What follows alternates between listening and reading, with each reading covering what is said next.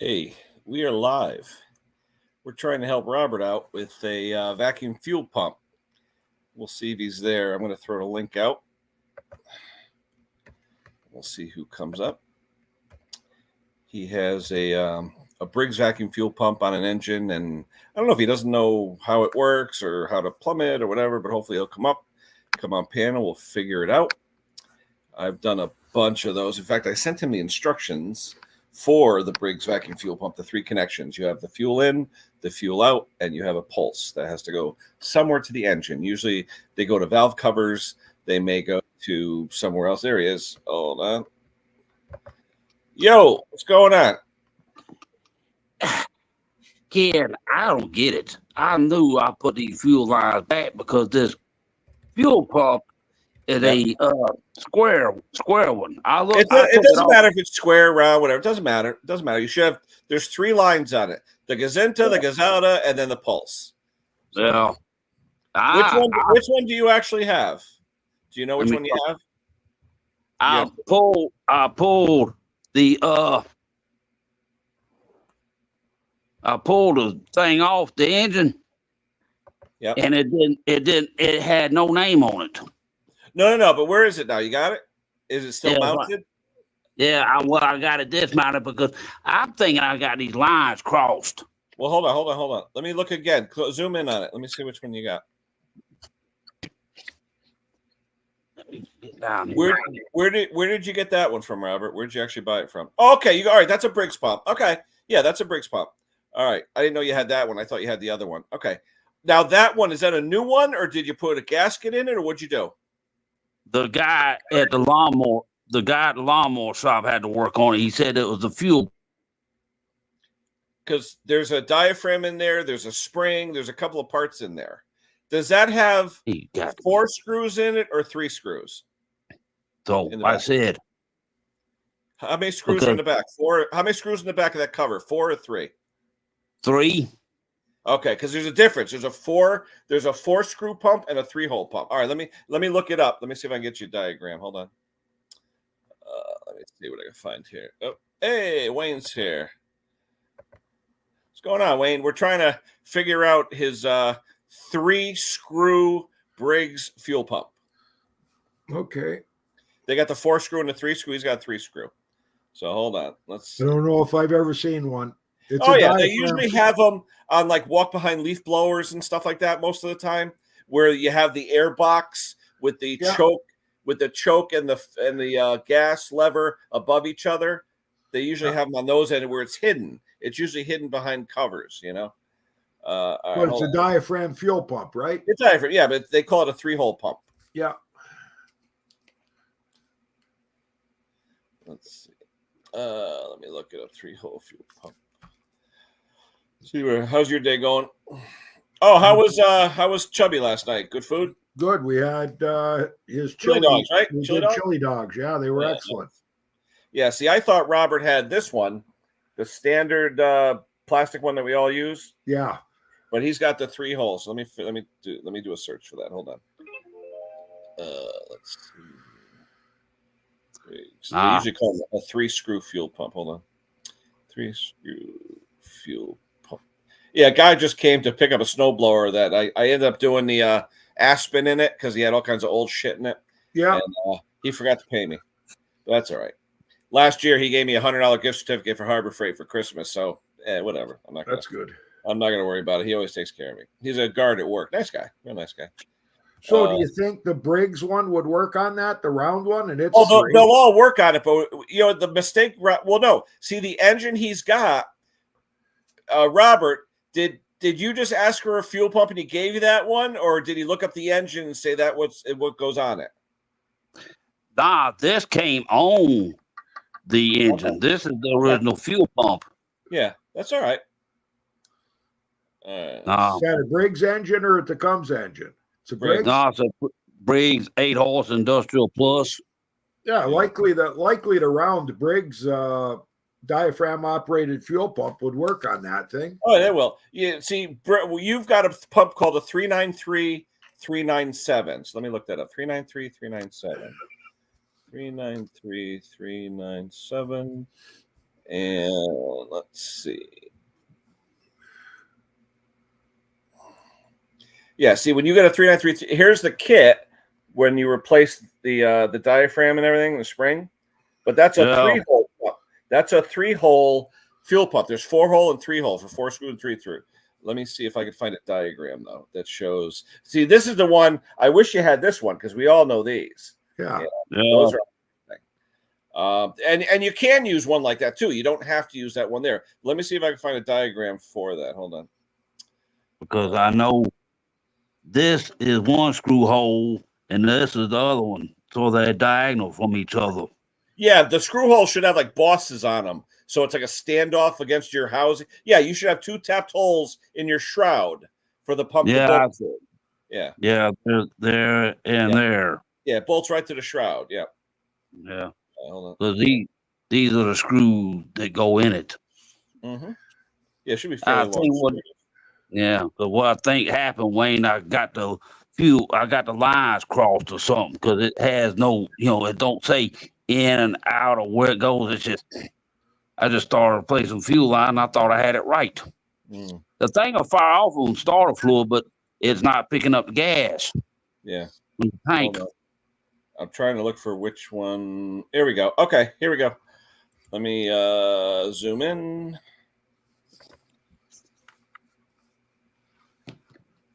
Hold on.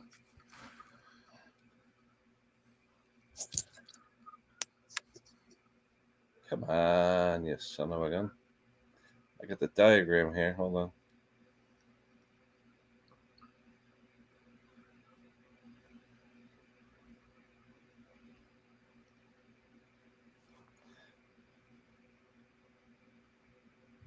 All right. And there's the picture. Okay, hold on. Come on, guys.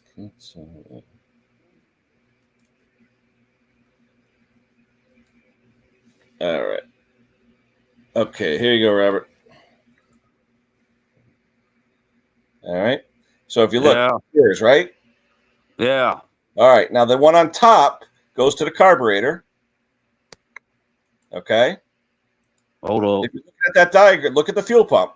The one on the very top is the one that goes to the carburetor. The one on the back bottom goes to the fuel tank. And the one on the back upper goes to the valve cover or wherever it's getting the vacuum from. All right. Yeah. I'll send you this picture, Robert. All right. Oh, wait a minute. We lost him. Hold on. I don't know why I can't get into the chat. I signed into StreamYard and it won't let me get into the chat. So hello, everybody. Hey, Parkness is here. I haven't seen him in a while. Hello, Parkness. Brock is here. Mr. Perks is here. Mr. Clark. Yeah, but it's he bought a brand new one, Jeff. So, Robert, I'll send you this photo. Hold on. Yeah, it's hard to. I mean, it's not hard to screw it up because if you put it in the wrong one, it's not going to work. I mean, you got to do it the right way. Yeah. I'll send this to you. Hold on. Let's see here. Message. Oh, instead of having your name, I just have the word slick. What's going on? Yeah, I just texted you the picture, Robbie. You could zoom it up and you could see. But as you're looking at that pump, the one closest to you, the nipple closest to you, that's the one that goes to the carburetor. Then in the back, the lower one is the fuel tank. The upper one is the pulse. Yeah. Right? Because I know because see, this here, is where I'm going to zoom in on you, Robbie. Let's show us where your lines are. Hold on. All right. So look at the pump. Where's the pump? All right. Go down front view. We're looking at the top. Go down to front view. Go down so you're looking at the front of it. You look at the top of it. Okay. Oh, go down. Okay. So as you're looking at the one closest to you next to that round piece, right? That should go to the carburetor. That one goes to carburetor? Yep. Okay. Then in the back plate, you got an upper and a lower. The upper goes to the crankcase. The lower goes to the fuel tank. So this one here. The top one goes to the crankcase, wherever valve cover, wherever it's getting the vacuum from. Yeah. Or right there. Yeah, you got a nipple in the crankcase. Yeah, that's good. And the lower one gets the fuel from the fuel tank. The back lower should be the fuel tank. Let me get a flashlight. Yeah, that's all. Yeah, it looks like you got it right. So the lower one in the back, the lower one, that should go to your fuel tank. So in other words, I've got the fuel tank going in the top when it should be. That's your problem. Yeah, change those two. Swap those two. So put the fuel tank line to the bottom. Back bottom. Back bottom. Yep. And then put the crankcase. The crankcase vent goes in the back top. Oh yeah, where the fuel lines come from. Yeah, swap those out. Then you should be able to throw some starter fluid and blah, blah, blah, blah, blah. Yeah, the thing will fire off on starter fluid, but I'm like, I took pictures of this mess because usually on ride mowers it's simple because it's right there. It's not hid behind. Mm-hmm. And and the other thing is this little piece right here, the open and close of the choke. Yeah. This metal piece right you here. You got the dual control, right? One for the choke and one for the throttle. Yeah, this the dual control. Yeah. But this metal piece, there's times it will pop off on this part, and I have to reach in there and to make it do what it's supposed to, make it choke and run. If I do it real slow, it's no problem. But there's times it just jump off. I'm just wondering if there's another. Yeah, but you don't have the old carb that came off, the old one that came off. Well, the carburetor came off of it. That part was broke off. Oh, okay. Yeah, but what's the model type and code of that engine? You got the model type and code? We can look it up. It's right there. Yeah, what do you got from? Hold on. What do you got for model? Let me see if I can try to get this thing turned right so I can look at it. That I have pictures of it on my tablet. I just didn't think about bringing my tablet out here to. I got a picture of it on my tablet. I just didn't think about taking a snapshot of it and try to send it to you. Yeah. Yeah. Uh-oh. I'm looking at a recoil. There you go. Hard to see that thing. What's it say for model? Let me turn this flashlight a different way. Yeah, the way they etch those things is, if you got bad light, it's hard to see them. It's like 196 432 196 432. Yeah. What type? What's it say for type? 01630.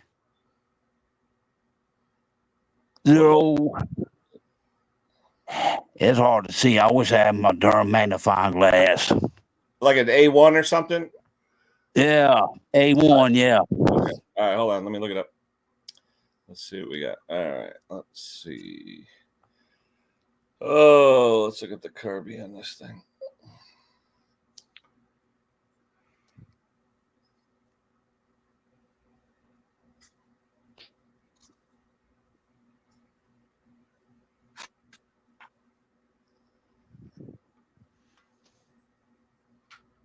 All right.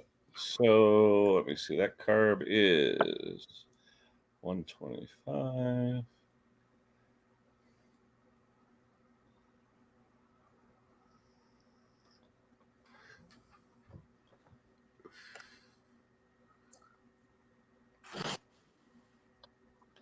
All right, 125. Here we go. It's an LMT 119 898 8841. 898 8841.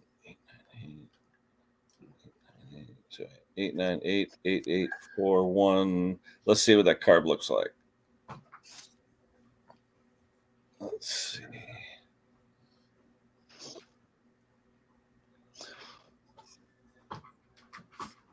I think we'll deal with whole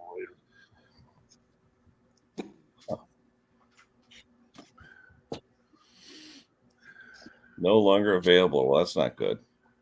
Yeah, it's a Walbro LMT 119. Let me see if I get a picture of that. Yeah, but you got the original carb, Robert? Yeah, the piece was broken off, he said, though. Oh, Yeah, the piece that made that was choke and one lever, open and close the choke butterfly. All right, here we go. Replaces LMT. All right, let's see what this one looks like. This is the carburetor, Wayne. yeah. Yeah, that's Okay. it. If I could have found the replacement plastic piece. That should have here, Robert. That should have a black pin sticking up. This black pin there on the left. Yeah. That black pin, and that's what hits that linkage that you have, and it holds it there. That's what was snapped off on the other one? Yeah.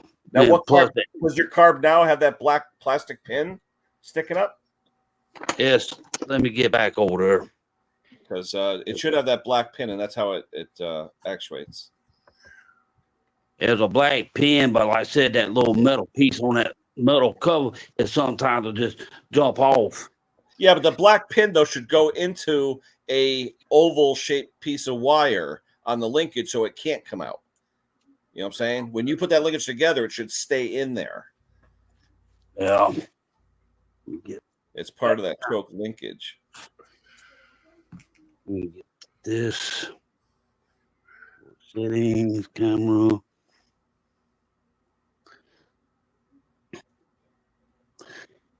This is, Yeah, it's got the pin on it. Yeah, but see, that metal piece, sometimes it will activate it, and sometimes it just. Yeah, you gotta look at your linkage though, Robert. Maybe your linkage is bent or it's something wrong with the linkage. Oh, well, this what is it? Yeah, because this is the piece that's supposed to actuate, open and close the choke. Yeah, and yeah, but Robert, like some of them have a pin, and some of them have like a blade. Like here, I'll show you. Some of them look like this, where it's instead of a pin, it's like a blade. See it? It's like a flat blade. Yeah, that's what this carburetor here has that. It's got the flat blade on it. Yeah, yeah. That's supposedly what was in there. Yeah. You know what I'm? I'll look up that linkage. There's got to be a good video showing that linkage and how that linkage hooks up. You can't take that piece there apart so that you could just hook the linkage up. It has to be all attached to that housing. Yep. Yeah. Yeah. Well, let's see it. Oh, I see it. Okay. Yeah. Usually they'll have one or two of the. Usually they'll have like a choke lever on top and a throttle on the bottom, or vice versa. Yours just has what? The throttle and choke all in one. What's it show on the front? What does it show where your lever is? Show me the other side of that housing, that black housing you had. What does it show? So you got choke. Okay, it's one lever, so you only have one lever. Okay, so it's a throttle and the choke. So when it goes to full, it's supposed to push on that choke, and then you bring it back to the run position. Yeah, okay, I got you. Well, no. That's a choke lever. Where's your throttle on that? Do you have a throttle on the like a cable or something?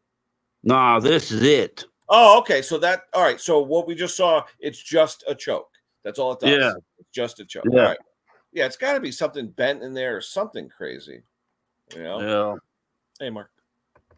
Like I said, there's times I can get on there and it'll open and close. And all of a sudden, this piece right here will jump out in front of that blade. I'm like, yeah, there's got to be a way that it locks in where it won't do that. I'm gonna look up the model and spec and all that crap.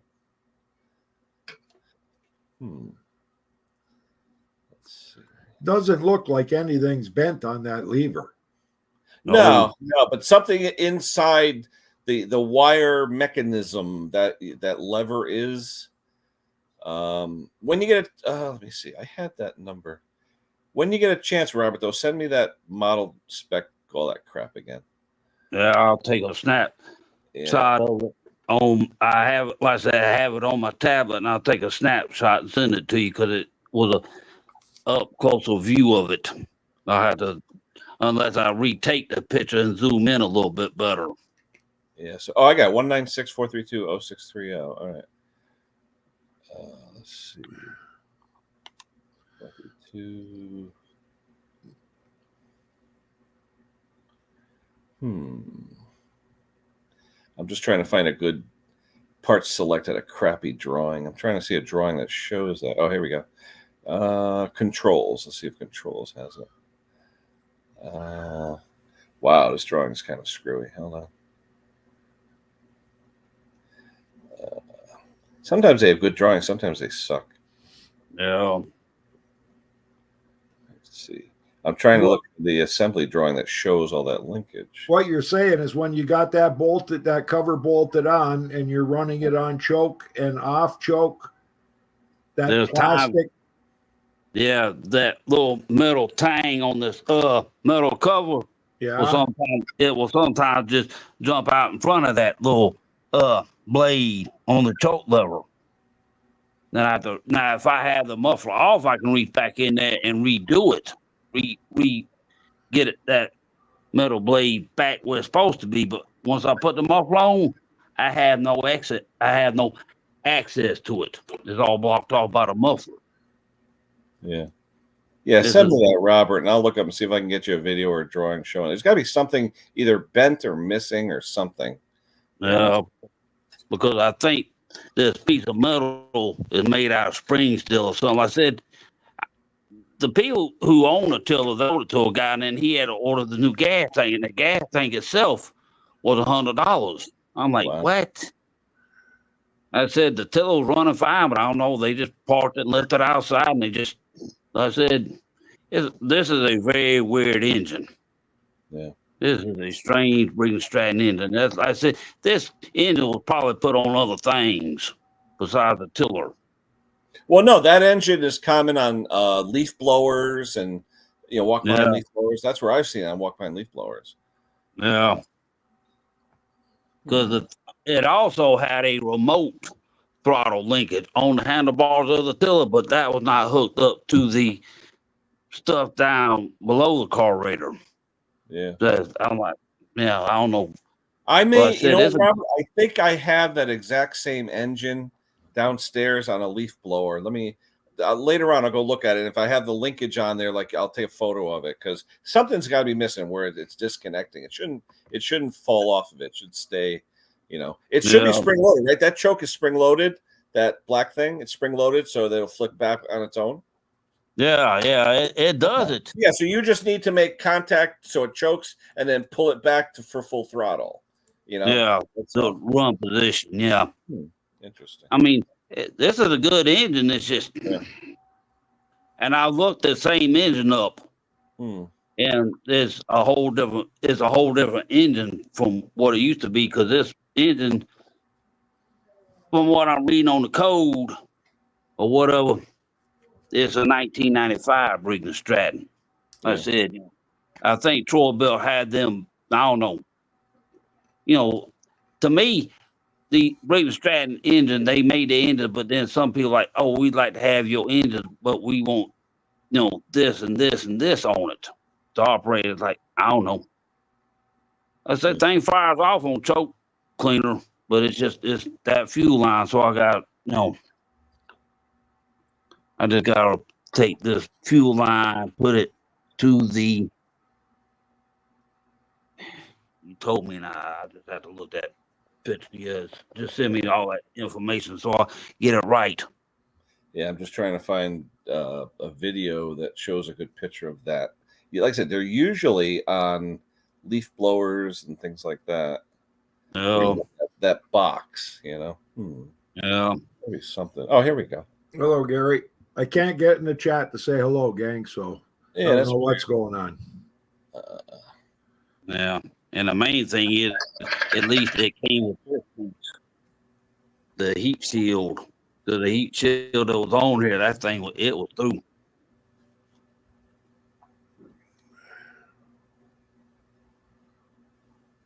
Let's see. Yeah, see, that's the one where it only has the choke in that box. That's a weird one. Usually there's two levers. There's one lever for fuel, the other throttle, and the other one for choke above each other. That one you only have the choke because you have a vertical throttle lever on that. That's different. Yeah. Let's see. I'll find something. We'll figure it out. But Anywho, what else? What else? Wait, what are you working on? Are you working on anything or what? Just finished a snow blower and a water pump.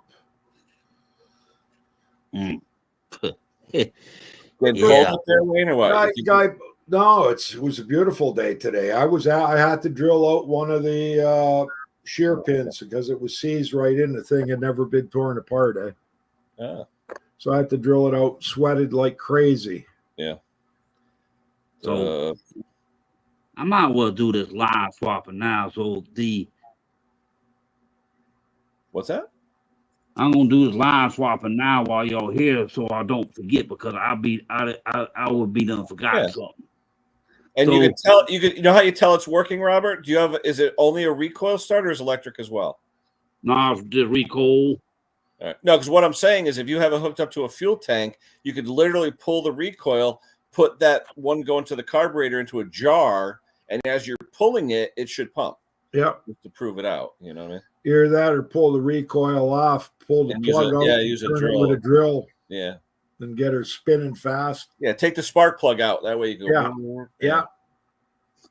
So the line coming from the tank goes to the bottom back. Hold on. The tank is bottom lower. Bottom, yeah. Lower. Fuel tank. Back upper goes to the crankcase. You said you had them the other way. Dang it. Yeah. Okay. So let me turn the upper in the back goes to the crankcase. The lower in the back is to the fuel tank. The one that's on top, the very top, that's the one that goes to the carburetor. So let me get this right. The one closest to you goes to the carburetor. Yeah, the one there where my thumb is at. Yeah, that's going carburetor. Then go in the back. The top one goes to the crankcase. The bottom one goes to the fuel tank. So this one here goes to the crankcase. Correct. Yeah. Yep. So in other words, basically, see where that line's at. Oh yeah. Good day. It was a nice day actually. 61 years old. 61 years young. So Brock got poison oak fooling around, pulling all that crap out of that field that he's got all that equipment in.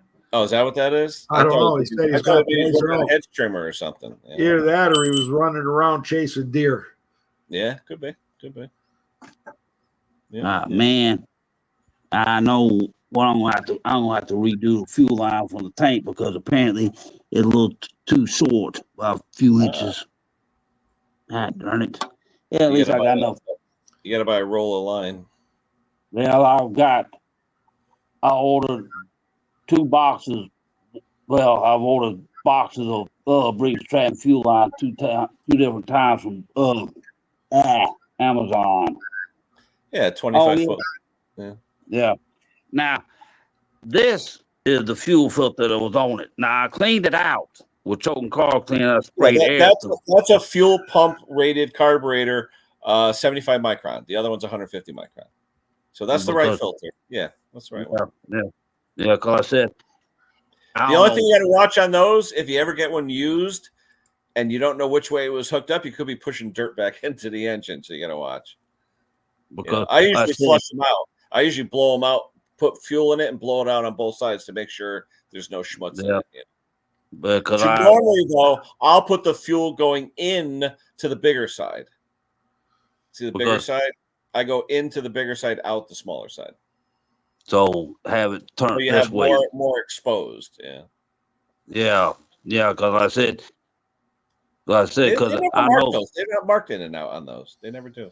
No, they don't have any markings. That's just a screen. It'll work both ways, but I know most of the time Briggs says use the larger side for the gazelle. That's just a screen does 75 microns. With a that one's a 75. The red one's 150. Yeah, and with the fuel pump, he could actually use a paper filter. He could use a paper element filter. Yeah, you could. Yeah, because I have them. You know what filters I like? I use the Kawasaki filters. I like them. They're nicer, good size. Yeah, because I have. Do not use the aftermarket ones. Oh my They God, leak. they deteriorate. Yeah, they deteriorate. Yeah. I've seen the filter media just What? separate. I don't know what the filter is on the Down to time. Also, he's GT. got Oh, 'cause the only thing poison I've done oak to the G, on the bottom end. yeah. Don't Because scratch. the only thing I've done to the GT was replace the fuel line on the gas tank. That's it. So I just got to cut. Yeah. So this is going to the. I ain't saying it again, Robert. Yeah. I know. Yeah. Brock, I know. you should I have been texted wearing you. I pants. texted you the photo. I texted it to you. Brock should have I been got it. wearing pants.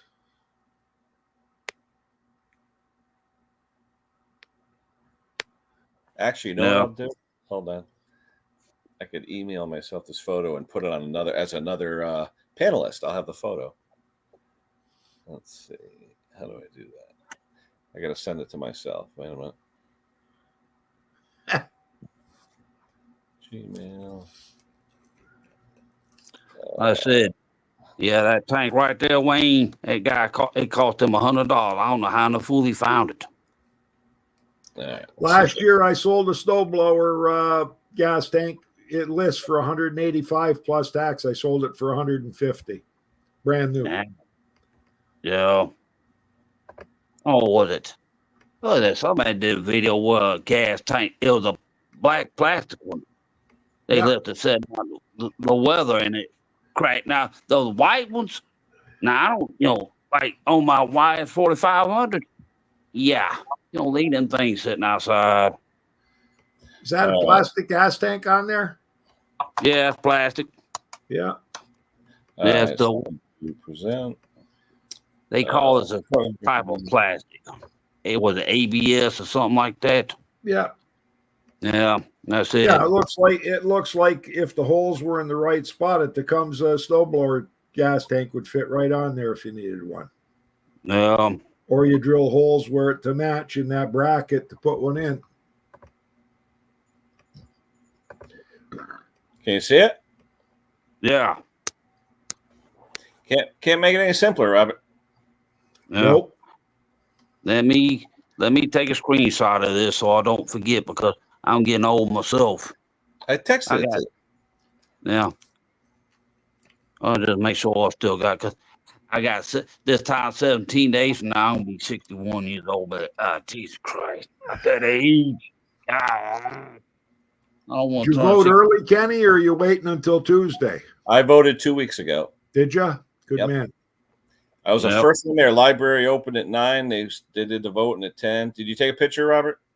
Yeah, I got it. All right. I got that. Yeah, hold on. Yeah. Yeah, it was funny. There was an 84-year-old lady sitting next to me. We were the only Republicans in line. The rest are all Democrats. Oh, and this old lady was MFing the Democrat. Oh, my God. It was hilarious. Oh, my God. But with here in Connecticut, there's a question, like a referendum or whatever you want to call it, but there's a question where absentee voting in Connecticut, you have to have a reason for it. You're in the military, you're incapacitated, you're in the hospital. You can't just you have to have a reason. Okay. Yeah. They want it unlimited, no reason, but you have to be a registered voter. It's not just anyone off the street. But and I don't have a problem with that. If people, I'm going to be on vacation, whatever, yeah. But it used to be you had to be in the military or this or that to do the absentee ballot. Now they're trying to get all the votes they can. And I said, the lady next to me, the older woman, was like, what would that mean? Any illegal can vote. And the guy said, no, only registered. Well, how do you know they're not registered? Yeah. They could register. Yeah. So anyway, she was all pissed off about that. Yeah, Chubby Butcher's coming over after supper on Tuesday. We're going to watch the election results roll in for you guys. Better have some beer. Now, what was it? Oh, yeah, the other day I went and voted early. And they said that you cannot wear any kind of political stuff when you go in to vote. And the person who took me had a Donald. They'll have signs up saying you're not supposed to, but they will not allow the AJP. Hey, what's going on? I haven't seen you in a while. Ashley, how are you? Yeah. Sometimes they'll say like no colors, no, whatever. But they will not allow the candidates into the voting area. They have to be outside. Yeah. And usually they'll hang out where they live, that area, that kind of thing. Hey, Erica's here. Hello, Erica. How are you? Because like I said, that person who took me, they had a Trump ball cap in the truck. I'm like, it's a good thing I didn't wear that joke in there, but take it off. Take it off. Klaus is here. Yeah. Close. Right. Well, hopefully we solved your problem, Robert. I'll try and look up the linkage on that, see if I can find something that'll show you. But that's a weird one where you have the vertical lever for the throttle and then a horizontal lever for the choke. I've seen those. I don't know if I have one of those. But interesting though. But Erica's getting kind of popular, huh? With her videos. She's sort of getting in that little skits thing now where she does her intros and the graveyard and this and that and the other thing. So kind of cool. Yeah. But that one that she just did, that 462, that thing was nasty. Man, was that filthy. Wait, what do you charge to clean a saw? Like you don't do it anymore, but what would you charge? What kind of saw? Like a steel chainsaw. What would you charge to clean it? I'm going to say likely by the time you blow it out, wipe it all down and everything, it's likely 20 minutes. Easily. Yeah, easy. Well, you know what sucks though? You blow it off and stuff, you still get that oily residue. Oh, you got it. We use a degreaser and we wipe it down. We use spray 9. Yeah, see, the only thing with the saws though, you got the vents, you got oil pump passages. There's things you got to make sure they're plugged off. And I wonder what Erica uses to clean, because I've just even done it with like Dawn dish soap and a hot tub of hot water. You know what I mean? Yeah. So, but you got to clean them though. You can't work on them filthy. I got a burnt out ultrasonic cleaner. What is it? It's a 6-liter outside, and I put gasoline in it, and I got a brush. Oh, wow. I'll go in there and dunk parts in and brush them off outside. Yeah. So they also make that biodegradable chainsaw ball. Yeah, but Klaus, my dealer says he can't get it. I don't know why in the States. I saw that stuff, but my dealer says he can't get it. I don't know if it's a European thing or what, but he said he can't get it. Oh, I just got a text from my customer. I'm sorry, I just noticed the cash in my pocket. I forgot to pay you. I said, I said, I know where you work. You're all right. Yeah, I know where you work. No, he treats me well. He gave me like a gift certificate to Harbor Freight last year. He's a good guy. So, but I gave him Aspen. I cleaned out his fuel tank, blew it out, new fuel line, cleaned up the carby, and I put in Aspen 4. So I told him, and I said to him, go to L&R, the place I go because it's local, get a 5-gallon pail. It's only $6 a quart if you buy the 5-gallon. It's $10 a quart if you buy it single.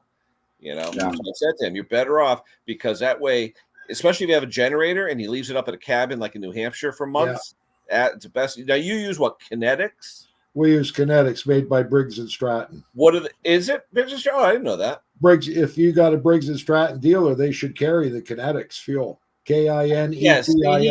When I asked him one time about it, because Motor Mix is very expensive and all that stuff, I said to him, do you ever have alkylate fuel? And I mentioned Aspen, and he goes in the back room and he grabs one of each bottle. The salesman had given him samples. Yeah. All right. So he gives me a bottle of each, and I'm like, where the hell did you get this? He goes, the salesman's been trying to sell it to me. I said, this is the best stuff in the world. I said, it's alkylate. I said, it's better than, Motor Mix and all that stuff. So now he sells it. Yeah. Yeah. Another day when I went to hook that carburetor up, the solid rod, that little plastic piece, I had to drill it out. I'm like, I wasn't gonna try to force it. But I'm like, I got my drill bit kit, and I'm like, I tried one drill bit, it fit through both holes, but then when I go to put the solid rod in, I'm like, okay, I took my battery powered drill and I just gently drilled it out, and it goes in there now. Fun part's putting that spring back on. It's like, Here, John, I'll show you. I did a video on it. Toro Power Shift, 1232. Overhead valve to Tecumseh. Man. But big buddy, 32-inch wide. But the power shift, which is cool because it'll shift those wheels 8 inches front to back. So you could actually do like chin-ups on, push-ups, pull-ups, whatever. Because it shifts the center of gravity. So that way you can go up a hill and the thing won't fall back on you. All the center of gravity is in front now, so it stays. So if it'll dig into like ice and stuff like that, it's really good. It's a good. I mean, it's scary because the linkages on it is all plastic, the gears and the levers and all that, and it breaks when it gets cold out. But I fixed a few of them. I've rebuilt the gearboxes. It's a hell of a machine. But I've never seen. How many times have you ever seen an overhead valve 12 horse Tecumseh snow engine? You don't really see many of those, you know. So it's cool. It's a nice unit. Big. And one of them snowball manufacturers makes track drive. Yeah. Like Try moving one of them around in your driveway without the engine running. Yeah. My neighbor's got the Honda track drive, a 622 or something, but he's got track drive on it. Yeah. The only thing with those, the seals go, and if it sits too long, the shafts on the drive pins will dig into the seals and create an oval, and all the oil leaks out all over the place. And the seals are like $20 a piece. They're not cheap. Try pushing one of those around when it's not running. You know what it was? I had to take a furniture dolly. Yes, that's to wheel it down to from his house to my house. Yeah, that's what we used to move them around. Yeah, that's what I did. Yep. Yeah. I didn't put that video out yet, John. I didn't want to do the 2 videos in one day. I'll put that video out tomorrow. That explains the Aspen. But I tell you, I'm going to buy a 5-gallon pail for $6 a quart. And you buy the 5-gallon, I think I'm going to do that because he has a gallon of each right now in stock. Well, but Jake I'll put it in my motorcycle for the winter. Yeah, Jake just ordered a 20-liter pail from Power Source, which is our Briggs supplier. What do they charge you though for 5-gallon? Or how many liter? 20 liters. How much they charge you for that though? Our cost is 100 Canadian. Oh, that's not bad. Yeah, and we'll sell it for 150. Yeah. But it's worth it though. It really is worth it. But that's what he just put in his 67 Mustang. He just loaded it up with 10 liters, took it for a little ride, and he said the car, actually it's 92 octane. He says, boy, it sounded good, and he just put it in storage. So it's one thing that screws me up, the exhaust smell is weird. Yes. It's a weird smell. Yeah. Well, Jake, when we used to work on the 2-strokes, he didn't like the smell of the alkylate still fuel. Yeah. He said it made his eyes burn. Really? Yeah. Yep. Oh, what year did you say that Mustang was? 67 coupe.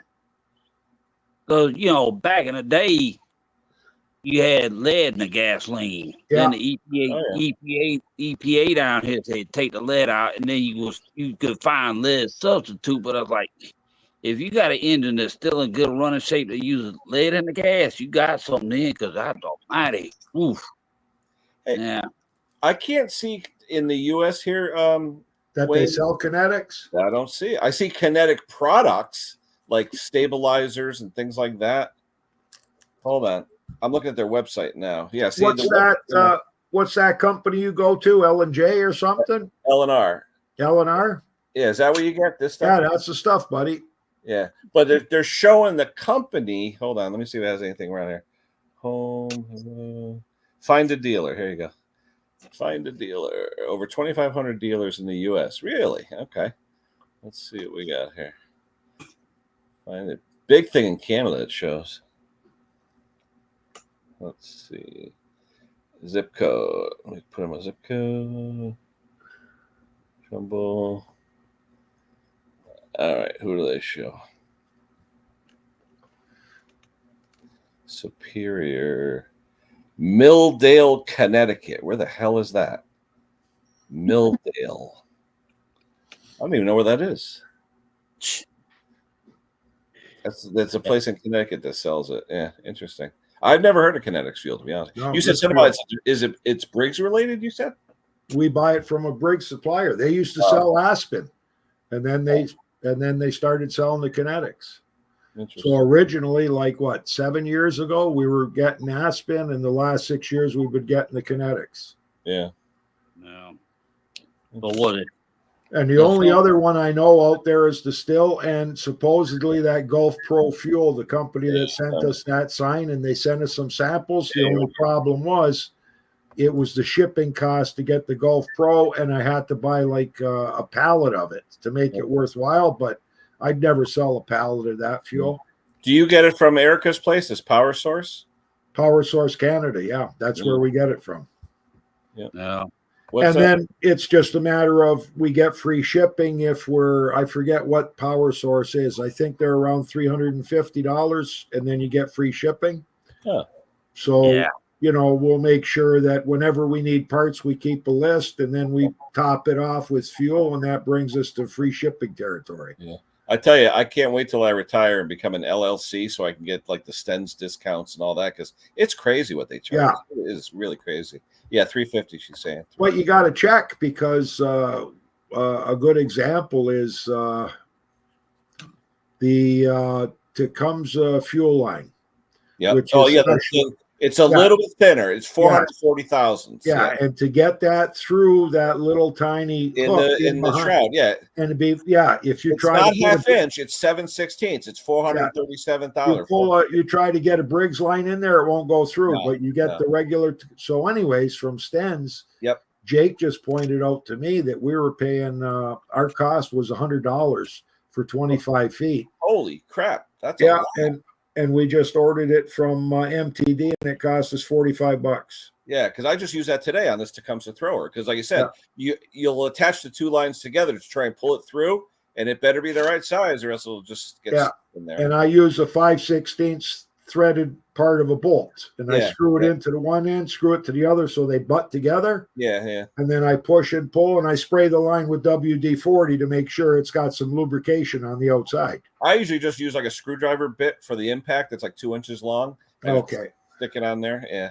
But I tell you though, I'll take off the shroud sometimes if I'm concerned that it may be hitting the flywheel or the stator or something, Well, you'll know that it's going through, because when you're pushing and pulling the line, you'll feel it catch the one, and then you start twisting the line, and all of a sudden you feel it slide in. Then you keep pushing and pulling. Because you haven't missed two little tabs in there. The tab. Yeah, the only time we've had a problem was when the old fuel line, when we're pulling it through, that breaks. If it breaks on us because it's that far gone, then we got to pull the end. Wait, did Klaus just wreck your party here, Wayne? What's he saying here? He's full of it. It says right on the kinetics with an X, and it says right on the. It says right. Well, pull up that picture you got. It says no ethanol alkylate fuel. Hold on. I think it's right on that green can. Yeah, hold on. Hold on. Let me go to I'm on their website now. Let me hit products. Hold on. Fuel solutions. Can that poster you had. With no ethanol, kinetic fuel. It doesn't say alkylate though. I should go out and get a can and show you guys. Seriously, because I'm looking at the cans now. I'm reading what's on there. It says premixed ethanol-free fuel. It doesn't. Oh, that ain't the stuff we're getting. Hold on. 40 to 151 canned fuels contains kinetics, low smoke, 2-stroke oil, but has nothing. I'd like to see it. Wayne, get a can. Hang on, let me run out, grab a can. Yeah. We just want to prove Klaus wrong. That's all this. Yeah, cool. But I'm just wondering though. Yeah, but Klaus, you know what? They got 4150, but I do. It says ethanol-free fuel. It doesn't have the word alkylate. Unless he's got a different product. It may be a different product. But I'm just seeing the word fuel, canned fuel. It says kinetic small engine fuels are a high-octane ethanol-free alternative to street gasoline. With no ethanol to attract water, kinetics fuels are stable and help prevent the hard starts and engine damage associated with water contamination, but does not say alkylate. Interesting. Hey, Michael Roberts. Hello, Michael. How are you? Go with it. Because, if they try to sell something like that, they take.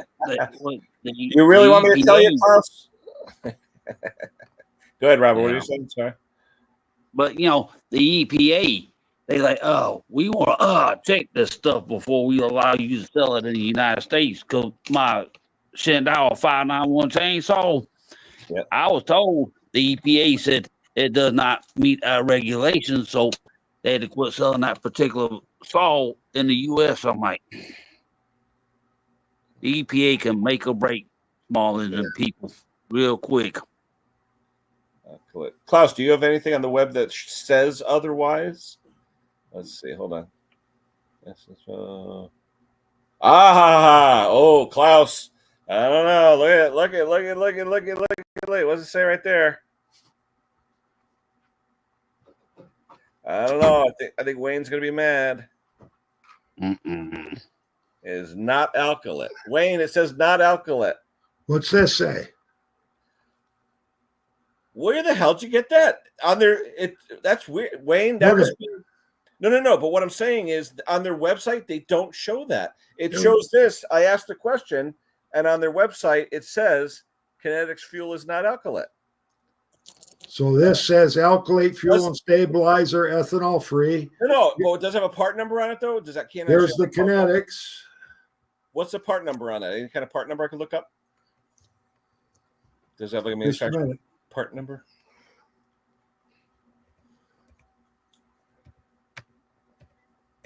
So Klaus, you're right and you're wrong. How's that? Oh, you 50%, 50%. I'm just wondering if there's any kind of part number on that can. Okay, I would think this is the part number 80063C. 63C. Let me look it up. Hold on. Here we go. Fuel force cycle part number 80063. Let me see. The nation's first ever ready-to-use packaged fuel engineered specifically for small engines. Let's see. What else does it say? Hold on. Wow, $12.99 a can. Holy crap. We sell it for $15. Let's see. Tax included. Premium fuel, synthetic oil, JSOFD. I'm trying to find it in the literature. Hold on. And, you know what it is? It's listing that place power source that Erica was talking about. Yeah, Power Source Canada. That's where we get it from. That's what it's listing, yeah. And this stuff in the 50-to-1 mix fired up after 2.5 years of storage in a 2-stroke snowblower on the first pull. Yep. And ran like a clock. Yep. We put it away and it started in 3.5 years. It fired up, but it seemed like it had lost a little bit of octane because it didn't seem like I was getting the RPMs. So as I poured a new can in and it started to mix in with the carburetor, you could hear the RPM picking up that little bit. So to me, and my next door neighbor's been using it now for 6 years, full time on all his 2-stroke equipment. Hasn't had a problem yet. There we go. Yeah.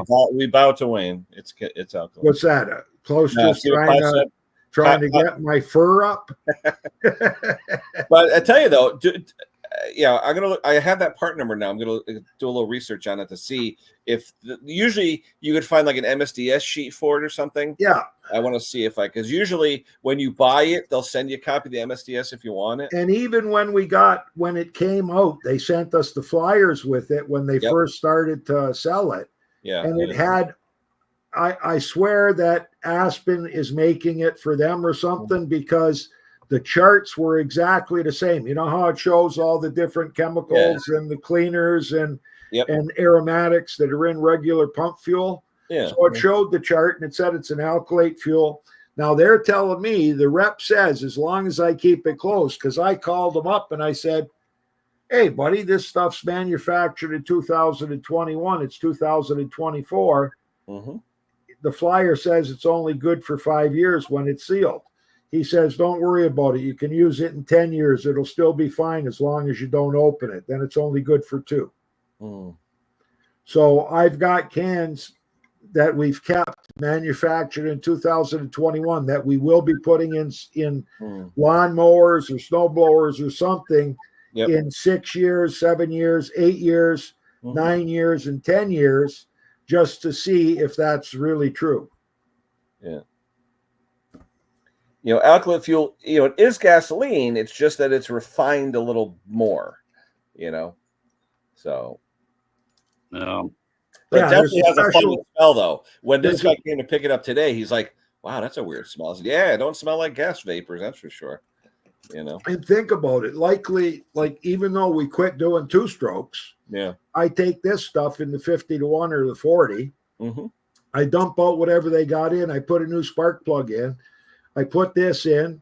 I prime it, and it fires right up and runs like a clock. Sometimes we got to make a minor adjustment to the carb, but 90% of the two strokes that come in here, only 10% go to 5-star for carb work. The rest of them, we just put this fuel in. Oh yeah, here's And another a new plug. Right, alkylate is a gasoline blending stock that is produced by the acid catalyzed It's a reaction. special. Higher boiling points, higher octane, and alkanes. Yeah, so it is gasoline, but it's refined a little more, so it's a little pure and all that. Oh, here we go. He's here. No, I don't even want to talk to this guy. I gotta put you next to him. There you go. Right. I'm sorry, Wayne. I'm sorry. It's okay, Klaus.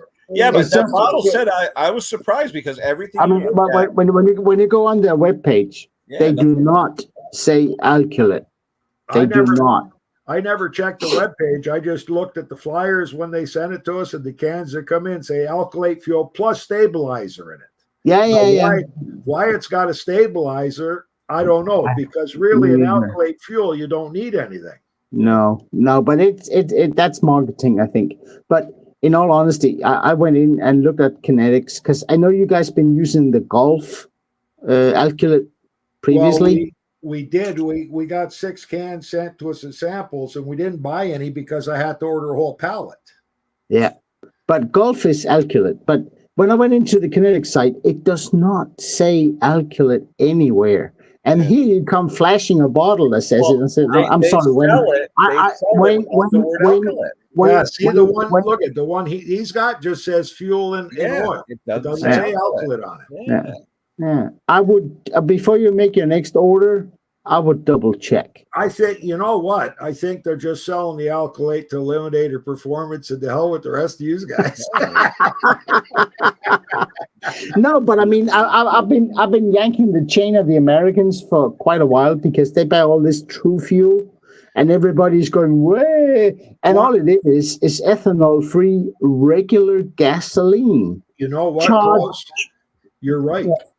I am. One of the reps came to me and he said, don't say I told you this, but True Fuel is just regular ethanol-free pump fuel. I mean, go look at the SDS. It will tell you it is regular fuel, and they're scamming everybody that buys it. You ever seen that brand? No, I never heard of it. No. Organic alkylate. No, but I mean, alkylate fuel is a product made by certain refineries that also make gasoline. Yeah. And then everybody else is labeling it there. I mean, Aspen doesn't have their own refinery, guys. Alkylate fuel. Neither does Steel, but alkylate they buy it. Look at that. Yeah. There's nothing. There's 99% less bad stuff in alkylate fuel versus regular gasoline. It's as simple as that. And but you were right. It won't take grease. It won't wipe grease off. No, it won't. I mean, that's what I'm saying. If you got a brand new machine, say a 2-stroke, don't run alkylate fuel the first tank. No. Run regular fuel because it will degrease everything inside. Yeah. If you got a carburetor that is sort of borderline, don't run alkylate. Run regular gas because it'll flush impurities out or old oil or whatever can be in the carburetor. Use regular gas, but after that, use alkylate. Yeah. And I'm saying, and Wayne, I'm if you won't mind, and I'm not trying to step on anything here, but next time you order Kinetics fuel, double check before you get. I'll give a call to the rep. Yeah. And tell him I was on a live stream. Kenny pulled up a can that's available in the States and it doesn't say alkylate fuel on it. How come mine does and his doesn't? And maybe they have a difference between countries. Sometimes companies are weird that way. One thing that they're talking about in here, which makes sense, which is kind of cool, the alkylate fuels do not contain benzene. No, it doesn't. No, it doesn't contain much other than gasoline. I service, and Erica would probably agree with me here, I hope. I service chainsaws from guys that use them professionally. You know, the guys that climbs up trees and cut them down. And they don't bring their saws in until they, until they stop and I won't just start. noticed things run a lot better and stuff too. It runs a lot better, and I've had saws in 5 years commercial use, and the spark plug is still super. I only changed the spark plug because the manual says I should. No, you're right. If you're burning alkylate fuel, you're not going to get a carbon duct spark plug. Looks like Jason took care of that tree. Yeah, I guess he did. Yeah. Hey, wait, did he use that electric saw? No. Yeah. The one that was smoking? But no, I mean, Wayne, it'd be interesting to hear back from that. But when you're next time, because it's just weird how one says alkylate, one doesn't. No, but I mean, there's money involved here, and because alkylate fuel is expensive. We all know that. What do you sell it for, Wayne? What do you sell a liter for? $15. So it's $13.27 a can plus 13%. What's that? What's that US? What is that US? US. All right, more. $10. Oh, is that okay? Because that's what my guy gets, $10. Yeah. About $10. Like $9.50. Okay. All right. That's about right. Yeah. Because if you buy the 5 gallon, it's $6 a quart. Here. Yeah. I'm just saying, guys. Whenever I tune in a saw, I use Steel's alkylate fuel because that stuff, and we have a lot of other brands over here that's also alkylate, and people are asking me like, I don't know, 5 times a week these days. Is it better if you buy the cheap stuff? I said, what do you think? There's a reason why things are less expensive. I mean, I know steel is expensive, but it works. But steel also increases your warranty, right? If you're using the steel fuel. They give you an extra year. No. The fuel. Fuel is not. It's not a warranty issue here. You can use any fuel you want as long as it's mixed at 2%. No, but see, over here in Canada, I think they have an extended warranty providing you're using. Extended warranty. But here, standard warranty is 2 years. Yeah. And use their oil. But the thing is, I mean, and it could be their oil too. It could be using their 2-stroke oil also. But I mean, if you use a quality grade like Shell or Castrol or Echo or something oil, and you mix your own fuel and you run your saw like every day or every other day commercially, there's not going to be a difference. Nothing is. I mean, the saw is going to run great on it. That's it. Double your limited warranty. But they don't do that here.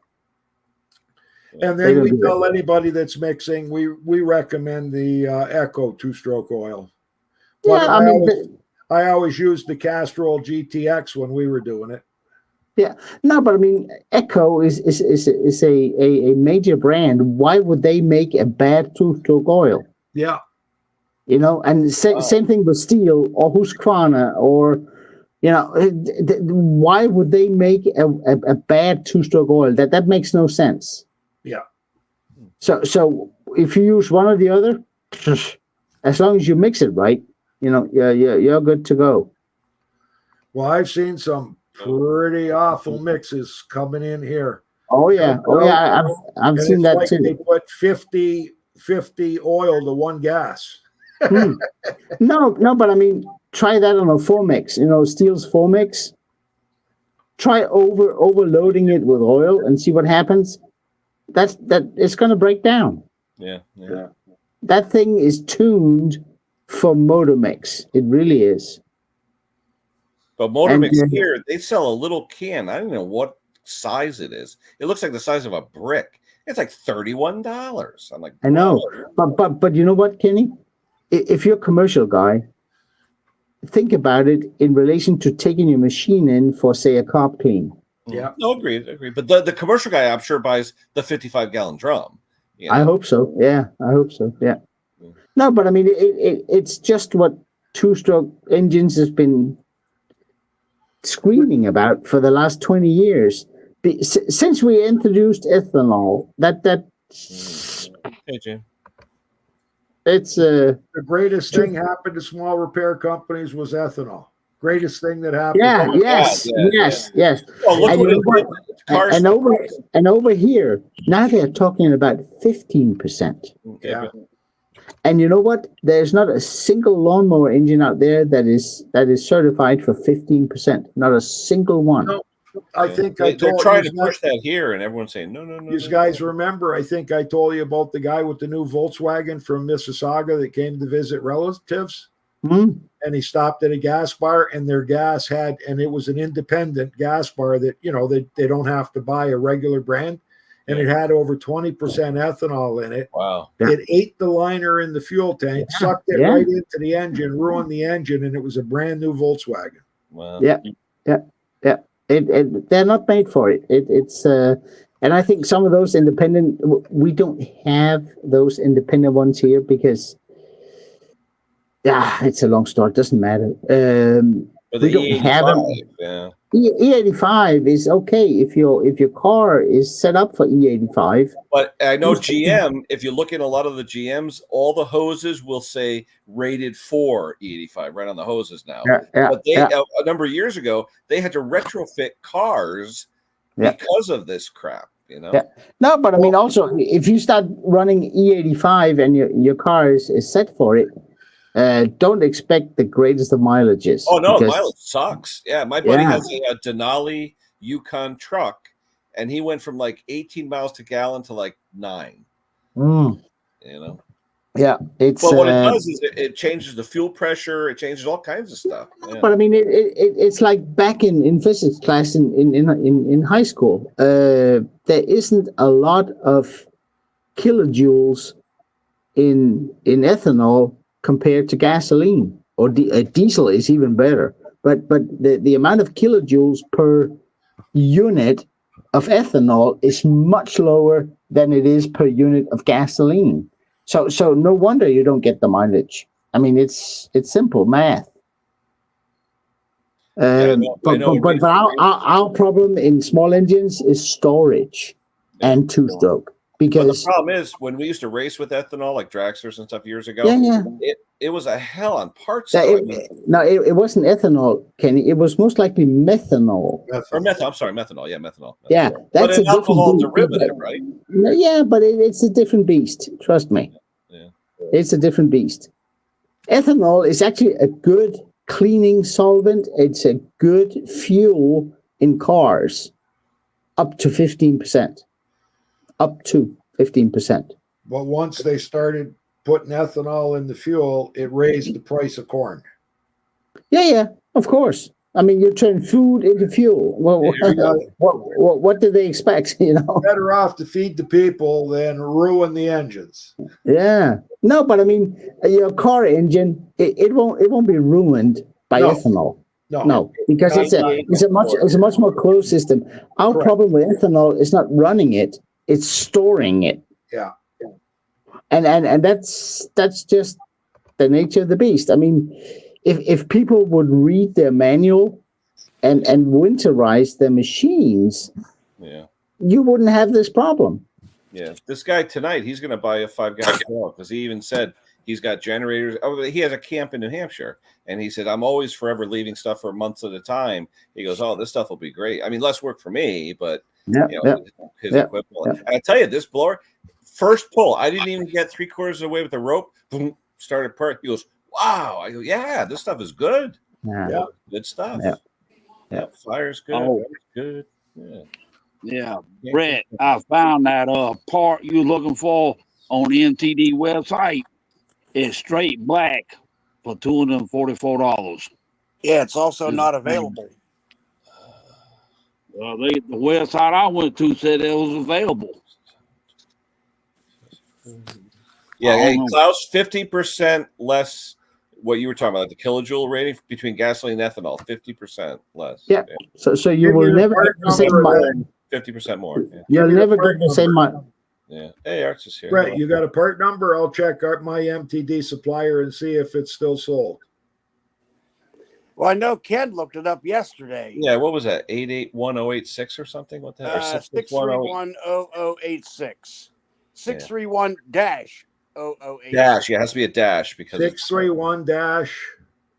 0086. 86. Yeah, but it has to be the dash, or else it won't come up. Yeah. Right. That's I'll where I check. made my mistake yesterday. It's a what is it? What's a yard man? The yard man MTD. Yeah. If Yeah, you I'll just punch type in the that number with number no dash, it won't come up. I'll punch that number up and see if MTD carries it in Canada. But will they give you a real, like, if it's true, they'll say yes, we do have it, or they'll just say, Yeah, oh, it'll tell me if they've got stock, and then if it'll say no longer available, or it'll say it's back ordered. One or the other. Everywhere we look, they're no longer be careful, Brett. There might be that infamous Canadian surcharge. Yeah. Well, not only that machine is as old as it On is. Tuesday, there might be a tariff on it. Yeah. Brett, there's one here in I town hope where I live. You know who I'd vote for, right? Brett, there's one here, the whole shebang with the yellow piece that you're looking for $100. The whole blower, the whole vacuum, for $100 on Facebook Marketplace. Yeah. Oh, and we talk about the engine, What if there's a way you could obtain it and I could sell you the money? Yeah. Yeah. I don't do digital money. People say you do PayPal. I go, yeah, pay me, pal. Yeah, there you go. Exactly. That's it. Well, Wait, Brett, what did you just mention? Because the guy said that to me. I didn't know what he was talking about. What's it called? What, that front piece? No, Zelle. No, something about the money. What is it called? Zelle. If you have an email he address, said, do you use Zelle? And I'm like, what the hell's that mean? Zelle. What is Zelle? Zelle allows you to taken actually e-transfers. send somebody money. I And it never puts heard it of right that. into their What bank is ZELL? We don't want money transfers with any kind of records in it. So So how many million Zelle equals $1 US? Oh, wait, like crypto? Like where's Pate? Crypto. It's not crypto. It's actual money, but it's like wiring somebody the money. But this guy Like was an e-transfer? This guy was an Indian guy, and nothing against it, but he said, "Oh, you do the Zelle," and I'm like, "I don't know what that is," but I said, "No, I'll take cash." And he goes, "Why don't you do the digital?" I go, "I'll do digital, but double the price." He goes, "What do you mean?" Yep. I said, "I'm charging you $40 an hour, where my counterparts are charging $80 an hour, and the dealers are charging $100 an hour." I said, "If you want the value added on a weekend, me helping you for a low price, it's cash." But nobody wants to carry cash. Nobody. Nope. Nobody carries cash anymore. Yeah. Basically, the way Zelle works is I open Zelle. It's part of the bank app that I use, which is a U.S. bank. I type your email address in. It'll verify that email address, and if you got a bank account. Yeah. But my problem is over a certain amount of money. This happened to me. That's why I don't do it. The IRS gets notified. I don't want that. So really, it's an e-transfer. It's an electronic transfer of funds, but it's in US dollars. But Brett, does it go to an account or a bank account, or what does it go to? It would go to your bank account if you have it set up as such. Okay. Yeah. See, we do e-transfers here, but only with customers that have been with us for a long time. We had a case where one guy by mistake had a $4,000 automotive bill. And he went on his cell phone, and inadvertently he transferred $4,000 to our account. Wow, nice. And then he showed up at our house asking if we could give him the $4,000 back. And I said, "Yeah, once I clear it with the bank and they go through the fraud division." He said, "Yeah, but you've done repairs for me before. This was a mistake." I said, "I got to follow the procedure set out by the Toronto Dominion Bank." Yeah. Anyways, it took him 3 months, and when our bank was trying to give him the money back, his bank didn't even know what was going on. And I had to get him to go to his credit union to inform them that our bank was trying to transfer his $4,000 back to them, and everybody at his credit union didn't know what was going on, so they weren't accepting the transfer. Wow. No, but I mean, I use if I have any say in it, I'll use PayPal, because PayPal is on the payer side in these things. They really are. And it's guaranteed. They're super cool. I mean, I bought some Kohler ignition coils in the UK. They came over. It was in a Kohler box, and when I opened them up, they didn't say Kohler. They said something else. And I contacted the seller and said, you know what, this is no good. And they said, oh, we have no idea what you're talking about. Okay. I wrote PayPal, said actually first I wrote eBay because I bought it on eBay.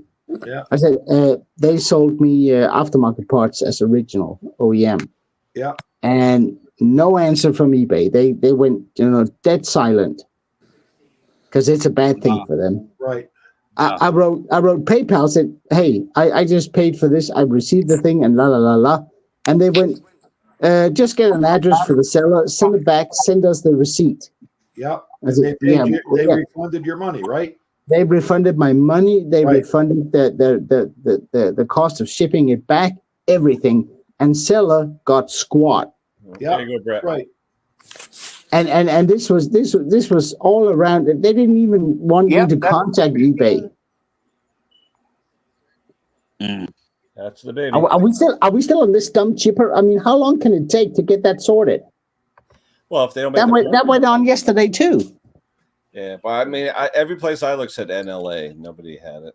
Yeah. Yeah. Man. Oh, nah. I know a guy, Klaus. He got a Stratus boat with a EFI Yamaha engine in it. I tell you what, that joker, boy, one day he broke the prop on it. You know how much that prop was, US dollars? No. $500 for the prop. How much? $500. Yeah. Serves you right to buy a boat. Yeah. No, I'm kidding. I mean, marine stuff is always expensive. I don't know why, but it is. Yeah. You gotta have a big wallet for a boat. But yeah, and a lot of the lawnmower companies now are starting to go to EFI engines. Yeah. Don't get one because you can't test the modules. Yeah, my Normally, you dealer, can't test the dealer's modules always to see if sold it's one good or or two. bad. I was watching Erica today doing a chainsaw with a module in it. I'm telling you, if you don't have that software from Steel, you're screwed. You're screwed. You can't But the thing reprogram. is, you have to be a dealer to get the software. You can't. Right. just Yeah, I know. Yeah, and you got the And every year, I think, is Erica still here? I don't know if she is, but I think it's $1,000 a year to keep it updated. So how long will it be before somebody gets the idea, like the farmers, to sue John Deere because they can't fix their own Oh equipment? yeah, the right to I know. I hope somebody will, because today when I do an eye model from Steel, I do the full service. I change everything. I do this, I do that. And I take the machine over to a dealer to get, the readout and the log and everything. And they charge me $120. Wow. Yeah. It takes them 10 minutes. If we get any EFI equipment in here, we don't touch it. We'll do an oil change, but we're not touching any of the throttle controls or anything. No, but I mean the EFI on you mean Kawasaki's? Some of the Cub Cadets had EFI engines at one time, but I think they quit making them. They had all kinds of problems with the throttle module and the ignition. Yeah, but that was Cub Cadet's own engine, the long sins, right? What? Or was it long sin engines on the Cub Cadets, or was it Kawasaki's, or what was it? I don't know what engine was on it. Okay, because I mean on the Kawasaki's, it's a little different, but it's not as bad as you think, because you can do it all without a computer. I think Terrell did a video on it, said, do not buy this machine. Yeah. Because when he went up on the website to look at the parts, the modules were no longer available. Like, that was the big issue. There's but so I many mean, parts you can't get your hands on, you can't even fix it. yeah, but if it's a Chinese engine, say a Longsin engine or something, I can understand why you say hands off. But if it's a Kawasaki or if it's a Briggs & Stratton, well, Briggs & Stratton really doesn't have a real EFI. They say they do, but they don't. But it doesn't matter. I mean, you can still apply your regular small engine mechanical logic to it. Yeah. And you can buy parts, and you don't need a computer to fix it. But the chainsaws, that's a different story. I don't know if you've seen Erica's last video, but it logs the last time it was checked out. Yeah. Tells how many times it's been started. Oh yeah, all that stuff. Once we had what how was it 3,000 times or something? Something that was a well you saw, but it actually takes record of how many times the rope's even pulled, whether it's even started or not. Whether it started or not, every time you pull the rope, it records it. Attempts. I don't know if it records attempts, but it does record starts. I think it records revolutions with the low RPM, like starting RPM. Like do we really need that? Well, it's a good sign, right? If you have, if you got 90% pulls and only 10% starts, you know something is off. Yeah, but the guy could also tell you that I've pulled this 90 times and it only started 10. Yeah, but a lot of times they'll buy it from somebody else and then they don't know anything about it. You know? Yeah. No, but I mean the system is solid. Don't get me wrong. The system is solid. It's just like, has the same thing. Oh yeah, and I don't even work on them. Somebody would come into my shop with a 500i or something like that. No, I'll work on it. I simply say, we're not tooled to work on the electronic ignition, and then I tell them the nearest steel dealer. That's sort of giving up too easy, Brett, because you can work on it. It's a chainsaw. It's not a space shuttle. You can work on it. All you need to do is make sure once you've done certain things, you need to take it to a dealer that does have the computer and pay them to update it or whatever. If you change the module, you can upsell that cost. Yeah. But I got no time to do that, Klaus. I got no time to take stuff from here to a dealer. I don't have the time. I know, but I mean, I spent my energy trying to make a good arrangement with a steel dealer.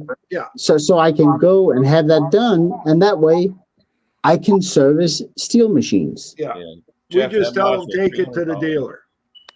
Yeah, no, I won't do that because changing an air filter, changing a fuel filter, cleaning out the fuel tank, I can do that. Yeah. And that's no issue. It's just the rest they have to pay for whatever I pay at the dealer. And I just spent instead of sitting there down and complaining about it, I made a good deal with the steel dealer and said, will you do this for me? Give me a little discount and I'll bring all my saws to you. And he goes, yeah. Now, does he move you right in and get it done right away, or do you have to go on the waiting list? Because let's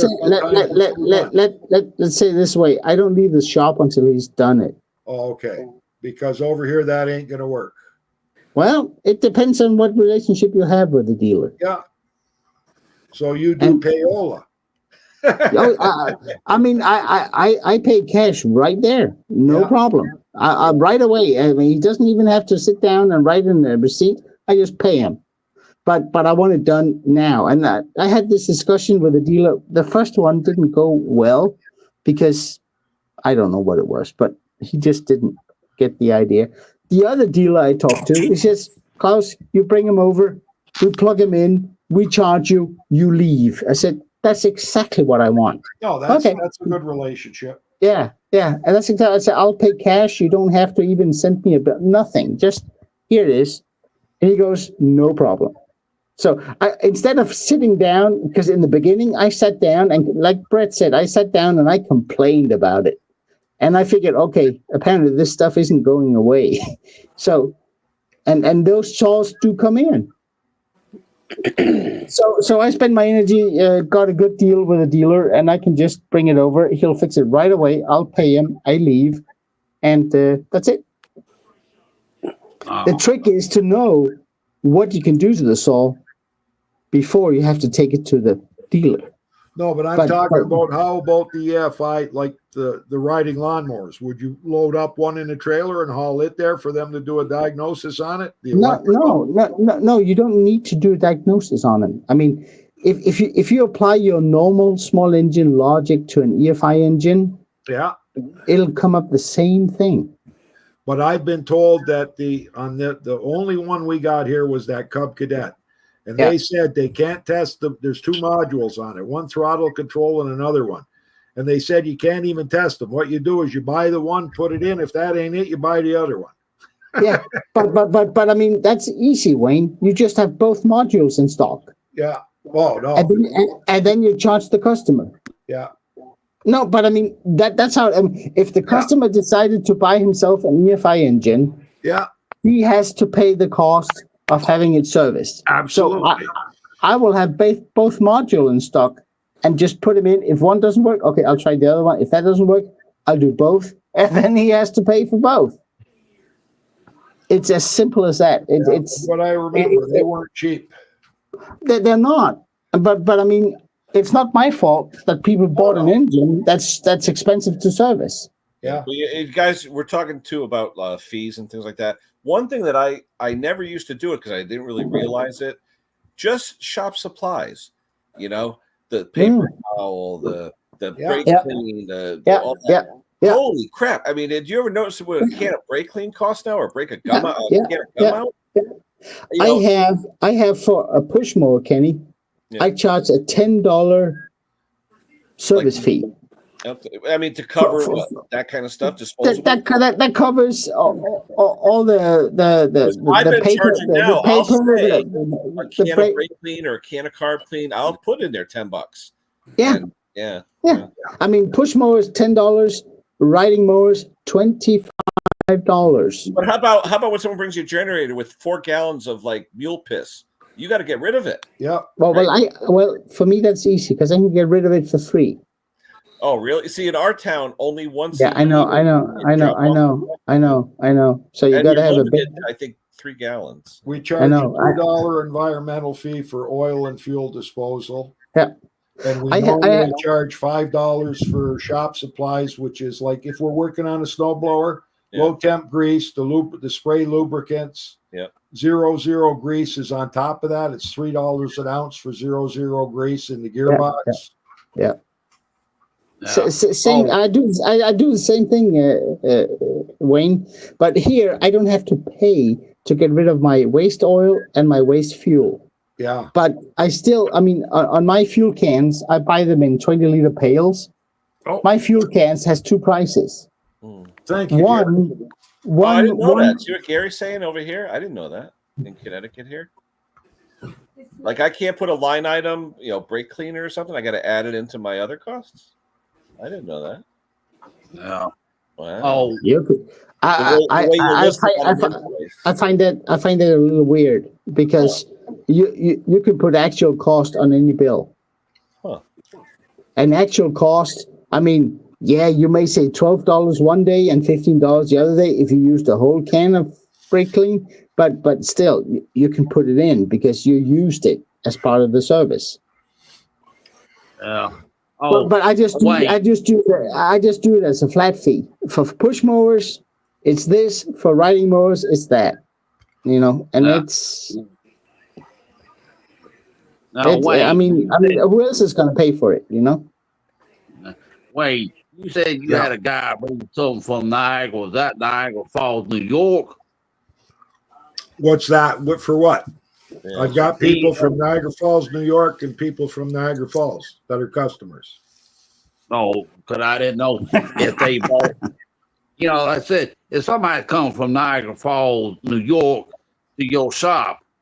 Well, that's because they've got a cottage in Waynfleet in Long Beach. So they're coming maybe once a week or they're coming for 2 or 3 weeks. And they've got equipment here in Canada at their like either summer home or summer cottage, and they need it fixed. But I didn't know, say like if somebody lived in Niagara Falls, New York, and they wanted to bring it to your shop and they had to cross the border, would there be some kind of issue? We've had guys that have called us to see if they could bring it, and we said we'd rather you not, because if anything goes wrong with it after we fixed it, we're not going to Niagara Falls, New York. Yeah. No. No, but and Gary, you're right. You can't do payment processing fees. We can't do that here either. But but it's in the cost of the product. Like when you buy gasoline, that 5% is built in. Yeah. Every single machine that comes to my shop, I drain for fuel. So if you're one of those weirdos that just filled up your riding lawnmower with a gallon of fuel, you'll just lost it because I will empty it out. I need to empty it out because I need to clean the tank. And the only fuel that goes into custom machines in my shop is my fuel. Yep. Yeah. I don't trust customer fuels. I really don't. And yeah, and some of these guys, like the waste oil, they make. I mean, I have two prices on my lubricating oil. One where I remove the old oil, and one where I don't remove the old oil. Because I said some of these guys, they make these waste oil furnaces. Yeah, but I mean, if we do that here, we practically go to jail. we can't do that here because I mean, waste oil furnaces is about as toxic as you can get. I mean, I know some people they use waste oil for a ton of things. I mean, guys, stay away from that crap. It's full of lead. It's full of cadmium. It's full of ton of shit you don't want to get your hands on. I worked at a hospital. I was taking maintenance training at this hospital next to Warm Springs Institute. And hold on. Jason says he can drop off waste oil for free. Wait, in certain places like O'Reilly's and stuff, they'll take it because they use automotive shops, waste oil furnaces. But the problem is, our Advanced Auto here, people were putting chemicals in it by mistake, like brake clean and stuff, and it won't dissipate out of the oil fast enough, and it creates toxic exhaust when they burn it in their waste oil. If it's pure, just oil and gasoline, for byproduct, but people are putting in like cleaners and things. No, but I can see here both Jason and Rich is saying that waste oil is popular. But if we do that over here, we are close to going to jail. But that is so pollutant; it's not even funny. Yeah, over here I got to filter the shit out of it, though. But I got to take our stuff to a hazardous waste site in Welland, just outside of the dump facility. But I have to have everything labeled. This one is oil and fuel mixture because fuel got into the crankcase. Yeah. He keeps that separated from the ones that are just used oil that he dumps into a great big steel container that they come and pump out. I think it's because you guys don't refine the product that comes in. They just use the waste oil for something else. Here, waste oil is collected and sent to a refinery and run through the mill one more time, and it comes out as new oil or new gas or new something. They do that here too. I think that big container that gets pumped out and it goes to a refinery. Yeah, our public works department, they have a special filtration system because they take the waste oil, but they said with the filtration, they probably lose 15% of it to the filtration. Yeah. No, but I mean, we have a company here that is specializing in refining old oil into new oil, and I had an agreement with them years back that I would buy engine oil for lawnmowers that was made from that because I thought that was kind of a neat idea, but all of a sudden they started dumping all of a sudden you couldn't get API specification on the new oil, and I said I'm not having that, I can't do that. No. So, but still, they're still doing it, and they're still making products, and it's just that what they call lawnmower oil, they couldn't give you any specs on it. So I dumped them, but it was a good idea. I mean, why not? I mean, lawnmowers are dirty burning anyways. Why shouldn't they be able to use that oil? Yeah, I remember there was this concrete company. They would take the waste oil when they change oil in the diesel engines, and they dump it in the fuel tank. I'm like, you got to be joking. Yeah, I mean, diesel fuel oil is, man, that stuff is nasty. Here, I can clean my hands after touching old oil on a lawnmower, but from a diesel, it takes it takes a special degrees to get rid of that. But was it that I took hospital maintenance training at this hospital next to Warm Springs Institute, and we had a diesel-fired incinerator. And you talk about black smoke. Every time I look outside at the chimney, that thing was rolling coal. I'm like, they told us, you shut the fire off, but you leave the fan running because they pay $1,100 for that new motor. Yeah, yeah. Yeah, you're right, Jason. Diesel fuel oil is sooty. It really is. That is the blackest of black. I mean, I've had diesel engines. Right out of the shop after a service, they put in new oil. You put up the dipstick, it's still black. It's all that sludge coming off. Yeah, but mine is just that diesel engines are just a lot more. They have a lot more blow by, and they yeah. And guys, did you know that when you buy an oil for your small engine, gas engine, that it's a very good idea that the oil is also diesel certified? This 1120. Yeah. Okay. Well, you could tell on the bottle because they say it's an S rating.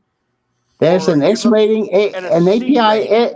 Yeah. The C rating is for diesel. The S rating, the S rating is for gasoline. If it has both, get that one.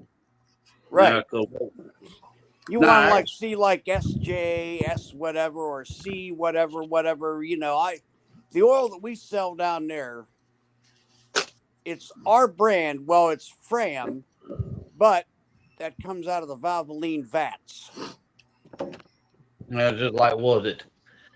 That's Jason, one thing I know. Yeah.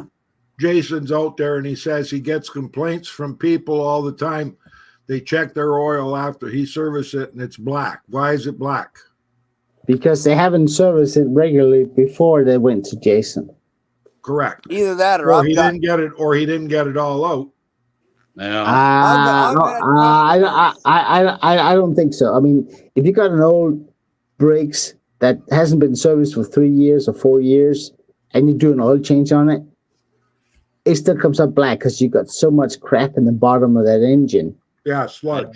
So if people want me to clean out the sludge, no problem. That'll be an extra hour and a pint of diesel, and we're good to go. But if not, that's But Jason, I would say you can eliminate a lot of that if you run your engine hot before you change the oil. Yeah, correct. It gets it all out of there.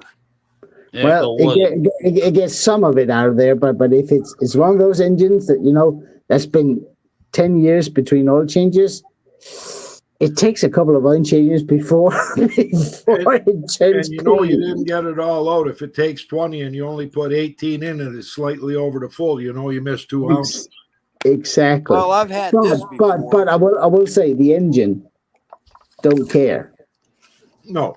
As long as it gets new oil, it's happy. Yeah. Because that sludge will stay down there. Remember, it's not pressurized system, so it'll stay down there. Yeah. Well, I've had this happen. I've had people that have bought equipment and they bought the right weight of oil, but they bought non-detergent. And when I do an oil change, I use detergent oil. So my detergent oil is cleaning up their sludge. Yeah. Yeah, but non-detergent should only be used to break in rings. That's it. Well, if you ask, what's his name? I think he's out of Indiana too. He's sick. He's got cancer. What's his name, Kenny? Zippo? Zippo, yes. Oh, Zippo Varga. If you ask Zippo for his old engines, he'll say non-detergent all the way. Yeah. But I will say, it doesn't, and the oil quality doesn't change whether you go from detergent or non-detergent.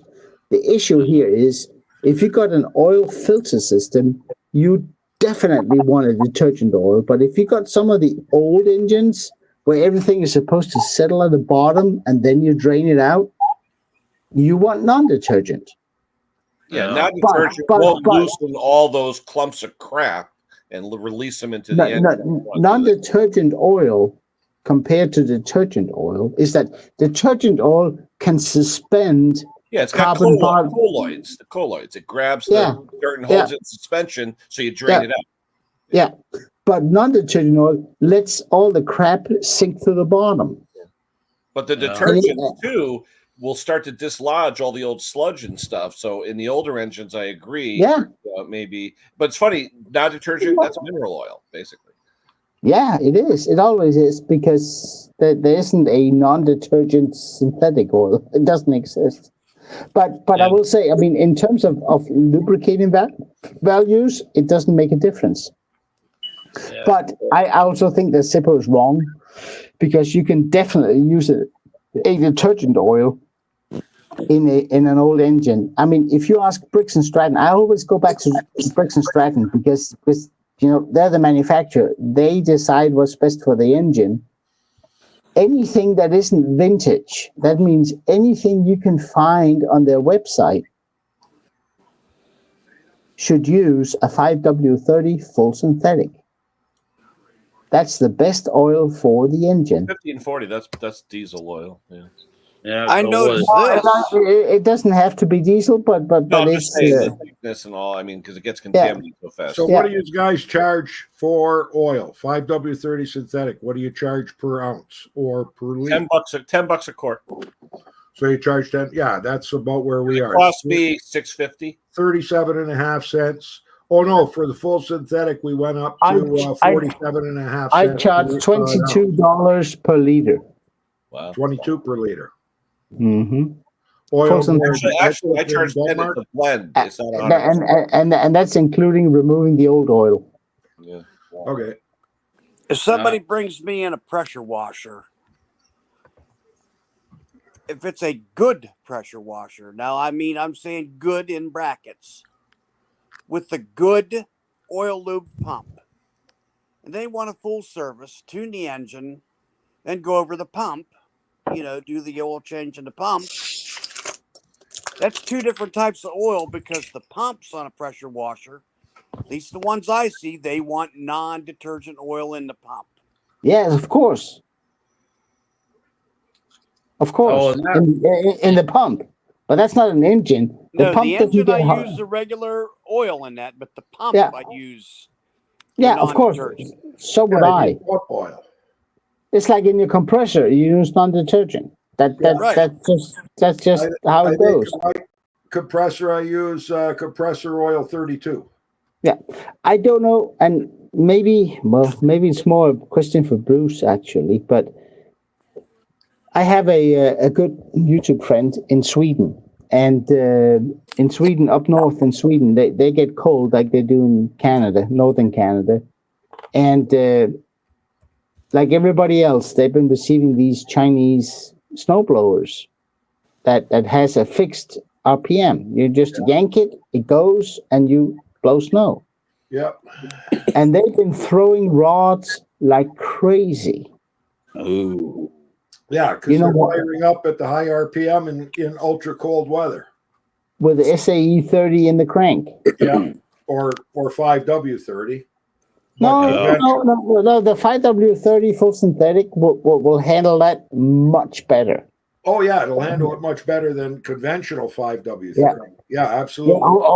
Yeah. Oh, yeah. I mean, I to be honest, Wayne, I don't think we can get conventional 5W30 over here. Honestly, no, I don't think we can. It's over here. It's a blend right now. It's blended conventional and synthetic. He had a couple of customers that blown rods. Said, you know what? Go down to your local whatever store, buy 0W30 or 0W20 and put it in. I guarantee you they won't blow a rod. Well, we tell everybody that asks us about snow blowers, if they're going to buy one, make sure you buy one that's got a throttle on it that you can idle it down to 1750 and let it warm up. Yeah, well, but I mean, yeah, but I'm telling you, if you put in 0W30 oil in those engines, Wayne, they can rev up to full throttle with no problems at minus 25 C. Yeah. Back in the day. But if you buy the Chinese crabbity crap that comes in with whatever Chinese funny oil they have in it, no, you'll blow a rod. I forget what the name of the oil was. I made a joke to Jake. Somebody brought us a lawnmower, asked us to put it together, and it had a little container oil in it. It was made in China, and I think the oil, it was something like ho ho or something like that. And I said, "This, yeah, I said, whatever the oil was, I said we ain't using this. No, no, We're we're not not. using this oil. I don't know what's in it." Yeah. It's just like, what was it? Hold Back on. in the day, What did Dan Solo say? Yeah, see, Dan Solo just said he runs W30 and starts at half throttle until warm. I mean, you can't go wrong with that. You really can't. Yeah, and he's using the 0W30. Yeah, it's just I like, mean, I restored an old 1978, 77, 78 2-horse brakes horizontal engine. Even that on the side says if used in winter, use 5W20. And that was that was in 1970 something. Yeah. yeah. And that just goes to show that if it revs up to full throttle once you yank it, you can't use a 30. I mean, come on, it's molasses in there. Your crank won't stand for it. Yeah. That thing that I uploaded to my channel yesterday, that snowblower, it's a Briggs motor. But like Klaus said, no throttle. I did an oil change on that, and around here, at least in this area, we don't see the real bitter cold. And that's a 530 I put in that. Yeah. No, but in 530 will go down to about minus 20. It'll still be good for one of these engines. But if you go below minus 20, sorry, this is Celsius. Sorry, I can't do the conversion in my head. But if it's below minus 30, I'd go 0W20 or 0W30. Yeah, we'll get minus the where we get a lot of blown engines around here is when it hits minus 29C. Yeah. That's when we start getting engines that, hey, I got a problem with my snowblower, and when we get it, it's got a broken connecting rod, or it's got a hole right through the block.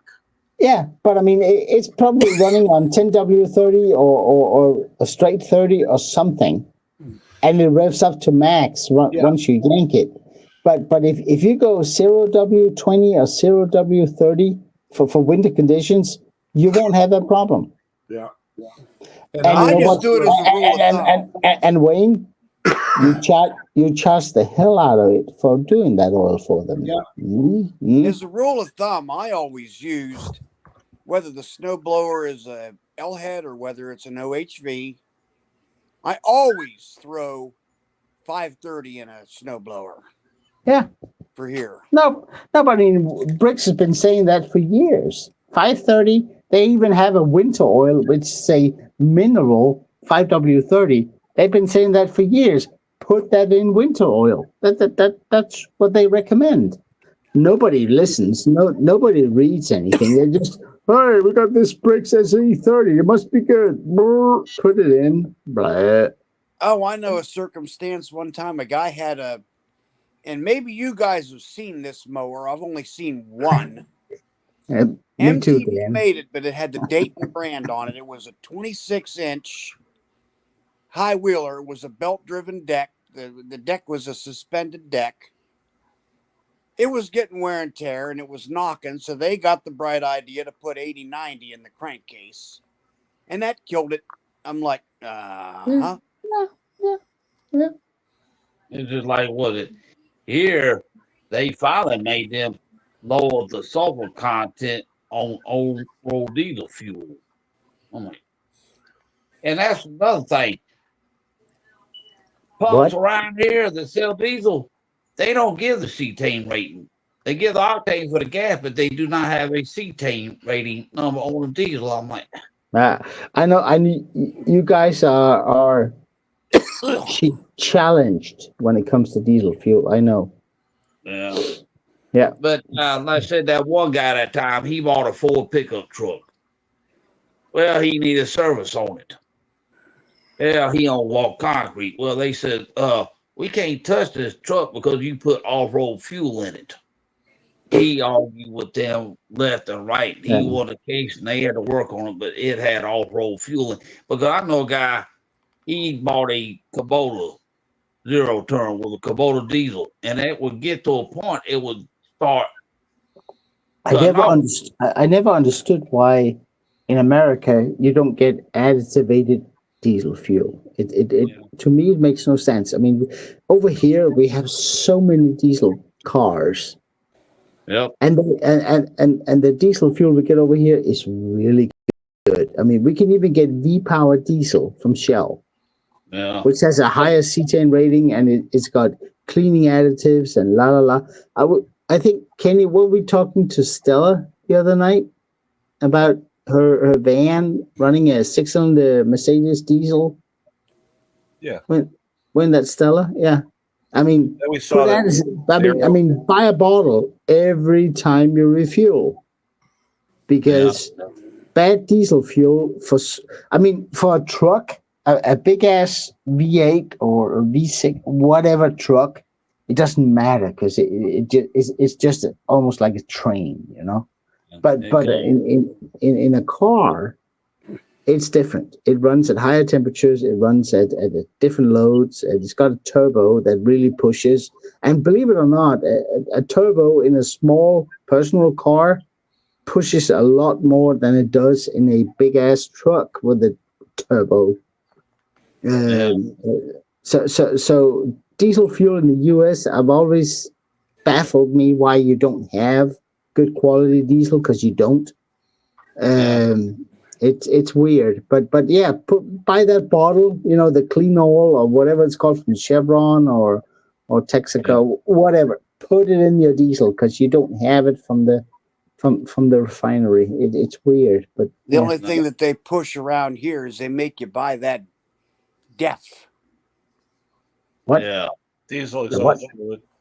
Yeah. Because there's people who have trucks that have that system, and all of a sudden the truck's acting up. Well, did you check the DEF fluid level in your DEF fluid tank? You got to put DEF fluid in it because it makes the engine run funny when it runs out. What is DEF fluid? Diesel exhaust fluid. Diesel's here. You have to mix this blue fluid in it. It's urea. But that oh yeah, that's for the exhaust system. Yeah. That's urea. Yeah, but that's not happening until after combustion. What you want to do is make sure you have something that happens during combustion. Yeah. Because the urea just helps the filters after combustion clean out and all that stuff. But since you don't have additive fuel, diesel fuel, you want something that cleans your injectors, that cleans your valves, that cleans your turbo hot vanes. And you don't have that. And I will say Chevron makes apparently a fairly good product for that. Most of the cheapo products you can buy, it says cetane improver. Yeah, but cetane improver doesn't clean anything. It just makes your engine run smoother. That's all it does. But this guy, he had a Kubota GTR with a Kubota diesel in it, and it kept cutting off on him. Well, he took it to this place. I just say he ended up taking it to the shop. They had to empty out the tank on both sides. They had off-road fuel in it. It had algae growing in it, and it was blocking the fuel. Yeah, it's called diesel pest. And that's the same green stuff we find in carburetor bowls. It's because you have in diesel, they put in, instead of putting ethanol in fuel, they put FAME in diesel, which is a fatty ethanol. I mean, I can't. Maybe the guy was using biodiesel fuel. Yeah, exactly. It's even worse. Yeah, well, yeah. I mean, it's so bad. That's crazy. Thank you, John. Yeah, they'll go hit the regular. They'll go hit Mickey D's and get their old grease from the. Kenny doesn't want to be mentioned about. He's a year older now, so he doesn't like it too much. I know. Yeah. Oh, by the way, have we done the happy birthday for Kenny? We didn't even bring a cake. Uh-oh. We didn't bring a cake. Okay, so how about a small song? Robert, how's your voice there for a song, buddy? Yeah. I would say we would sing happy.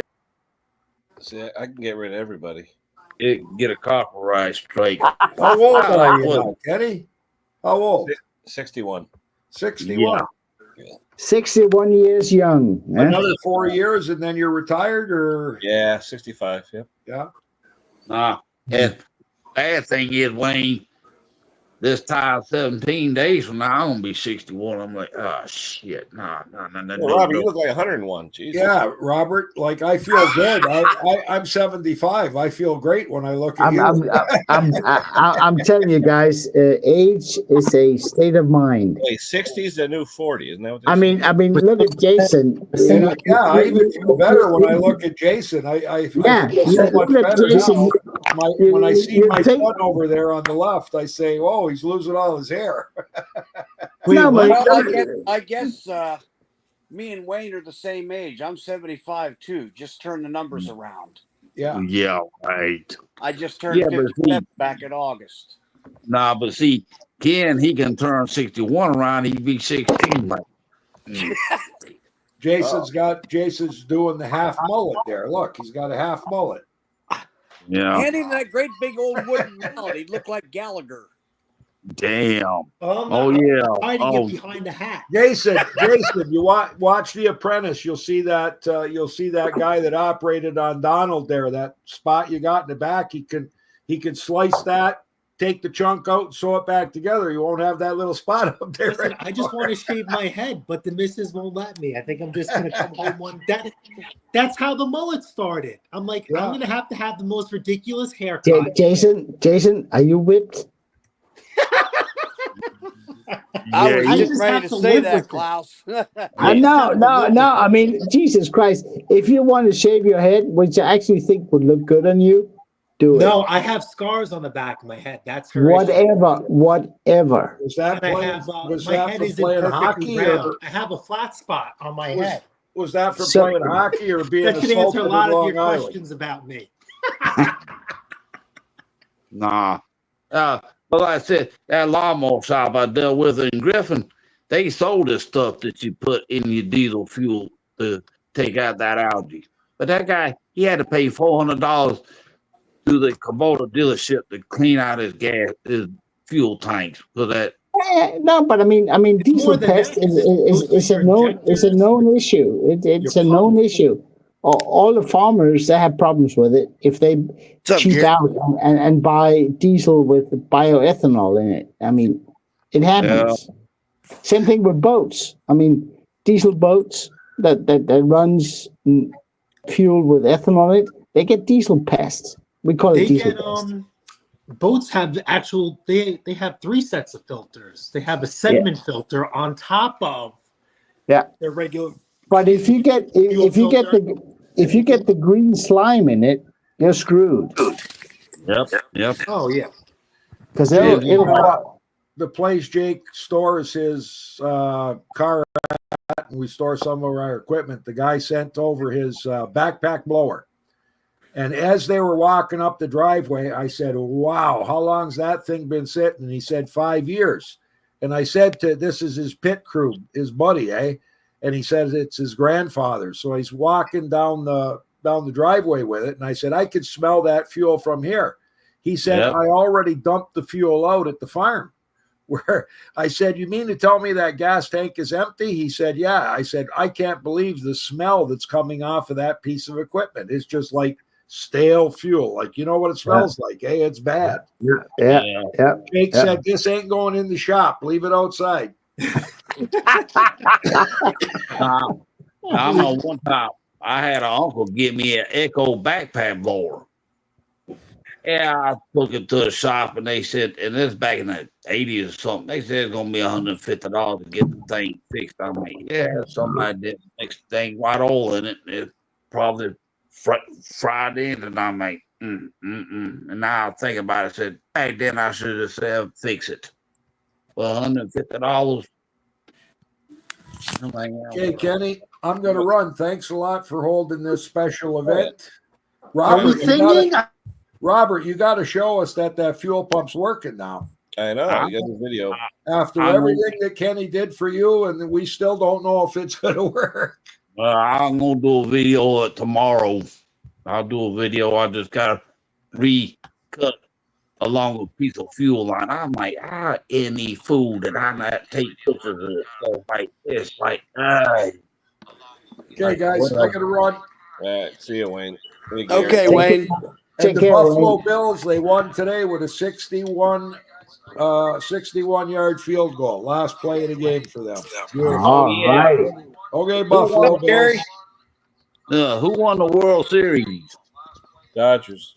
Yes. Gary, turn off YouTube, will you? You stinking amateur.